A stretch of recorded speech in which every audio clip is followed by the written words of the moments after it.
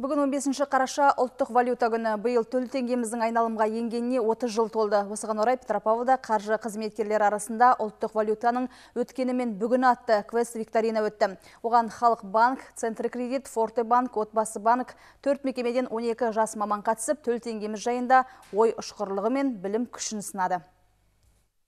Ұлттық ақшаның тарихы ел тарихының маңызды бөлігі. Бүгінгі іс-шараның да басты мақсаты қала банктерінің жас мамандарына төл теңгеміздің тарихын таныстыру. Осыны негізге алған бүгінгі сайыста қатысушылар өз білімін сынаумен шектелмей, 3 кезең бойынша креативті ойлау қабілеттерін сарапқа салды. Жарыс шарты бойынша барлығы 24 сұрақтан құралған сынақтан сүрінбей өткен қатысушылар ұпай жинап жеңімпаз атанады.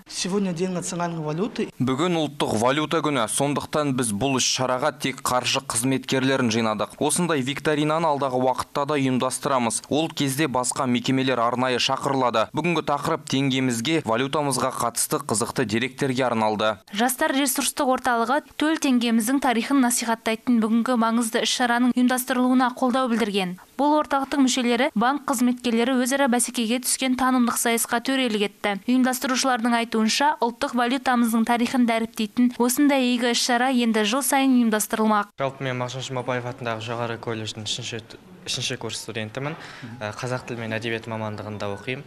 Жалпы бүгінгі шараға мен төреші ретінде келдім. Жастар ресурстық орталығы осы шараны өз бастауымен жасап жатыр. Байқау соңында жеңімпаз атанған банк қызметкерлері алғыс хаттармен марапатталды. Сондай-ақ жарысқа қатысушы жас мамандарға Жастар ресурстық орталығының атынан бағалы сыйлықтар табысталды. Толғанай Бейсенбаева, Сұлтан Нүкенов, жаңалықтар қызметі.